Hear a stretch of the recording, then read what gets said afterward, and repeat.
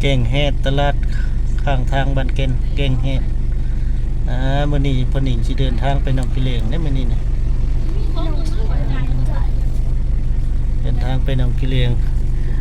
ลูกสาวเพิ่นจะหิวข้าวบ้านนี้นะออกมาแต่บ้านกันสบายดีFC พ่อหนิงสบายดีนี่พ่อหนิงสิเดินทางไปหนองกิเลงไปหนองกิเลงไปยาวๆไปเวียกไปหยังไปเอาเครื่องเอาของมาเฮ็ดบุญเกมแจกอาหารอ้ายผู้ล่วงลับไปเอาเครื่องเอาของมาแล้วเด้ทางเล็กที่13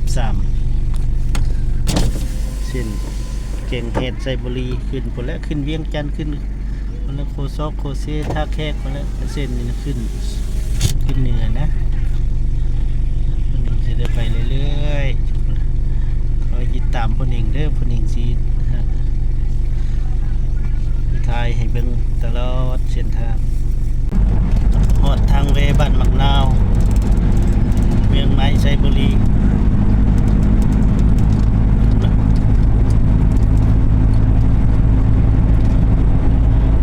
เลยก็ฮอดบ้านทางเวบ้านนั้นเบิ่นต้นแหนตลาดเขาลงเนาะเขาทางนี้เนาะเต้นลงเขาย่านนะฮะย่านลมเจ้าทินเนื้อย่างเลย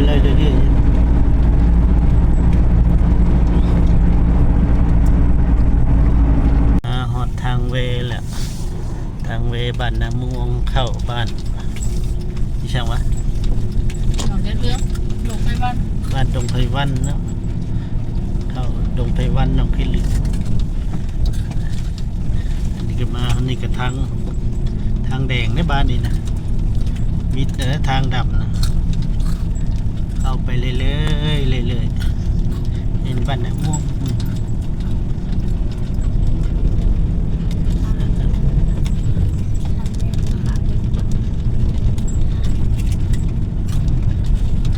บนทางพาบ้านย่านนี้นะตลาดนัดบ่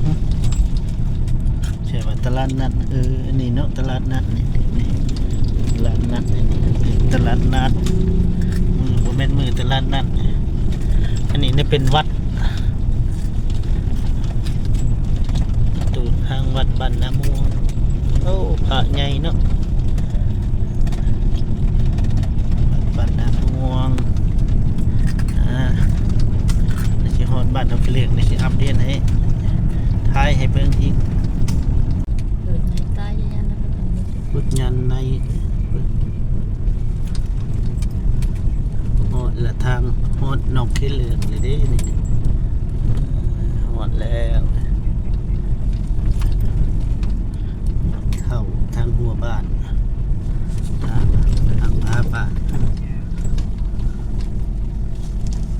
จีไปขอนี่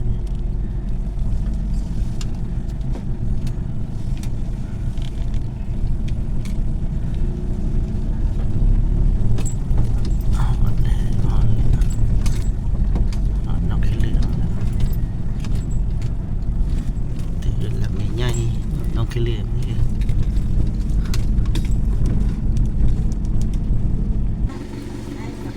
ทายหูเอาไหนจอมสวิงบ่สวิงบ่ไหนจอมอยู่ซื่อๆบ่เป็นเนาะจะดูมันผู้เฒ่าอติกปูเอาเซาเซทั้งน้องกิเลงอติกยำมีจัง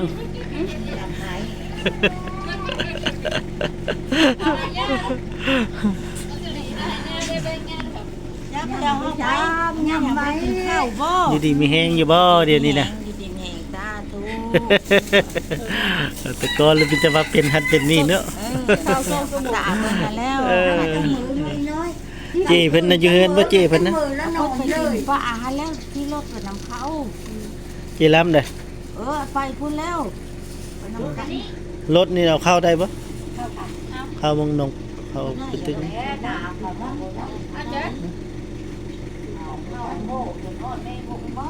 จ้ะ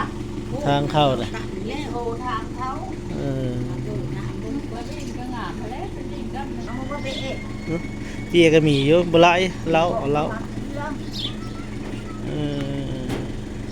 ได้ลูกเคยจักคนแล้วจ้ะ ได้หมดแล้ว จะเป็นหมานเนาะสบายเลยสนุกสบายเลย วันน้อยก็ได้เอาสุดท้ายแล้วเจ้ามาเพิ่มงามหรือว่าคำว่างามเลยลึกทิ้งได้ บ่มีผู้เอ้าบ่มีผู้เอ้าหรือบ่มีผู้เอ้ามือ เขาว่าคุย เป็นเบาเท่าข้างบ้านเลยเด้บ่ายมึง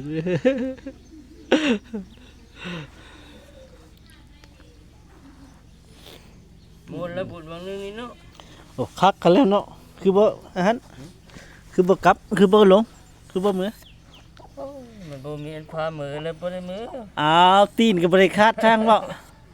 ก็คือว่าย่างได้นี่ เอ้ยเฮ็ดคือบ่เคยย่างนี่ ย่างทำจำนั่นย่างแล้ว คนหลายเท่าใด เงินอยู่แล้ว คนนะ ถือแต่ตั้งมือปีกายนี่ปีคืนเนาะ แล้วเปลี่ยนหมู่ติแล้วเปลี่ยนหมู่ ถือเท่าแก่มันเต้งนะมือ ถ่ายเป็นวิวบ้านหนองขี้เหลืองเพิ่นอ้อม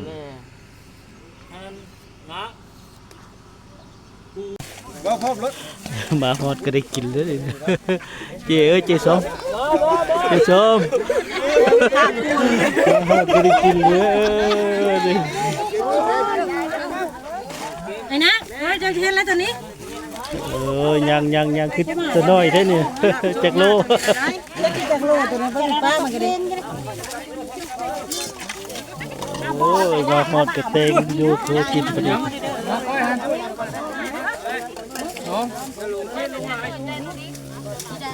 พี่ได้ให้มัน หลายคนหลายคนหลายคนลงป่าพาป่ามื้ออื่นไปกิน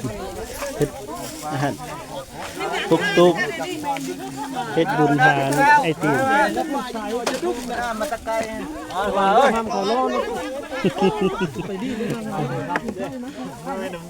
หนาวบ่ฮะหนาวอยู่บ่ บ่ได้หนาว สัมภาษณ์บ่สิว่า ที่หน้าเอาขึ้นได้หน้าอันขึ้นมาจะนองก็กินข้าวสามัคคีกัน เคยลิ้นโทรศัพท์ ไอ้น้องหาปูหาปลาไว้นี่แก อีนายกูเล่าเนื้อขนมกูจะเห็นหน้าบ้านอารมณ์สตอรี่นะคือปังเซิงอยู่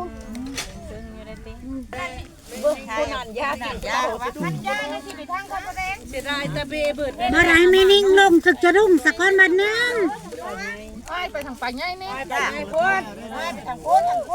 ไอ้บึ้งปุ๊กกินไรนี่มึงมีตะคนเยอะๆแล้วกินไรตัววันไทยนะ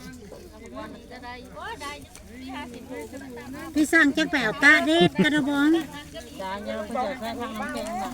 ให้บักกระเดินเอาเข้าตู้เย็นตู้ตู้น้ำแข็ง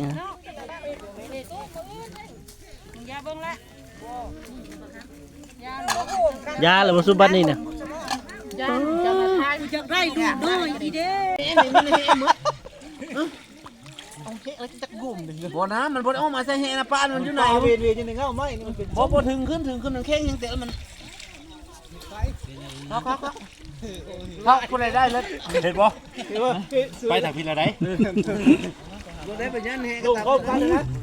อุ้ยแบงให้แบงมันทำมึงบ่ เบิ่งได้กำหำกันได้เฮ้ยเห็นเด้กำหำกันบ่ได้เด้ ตีน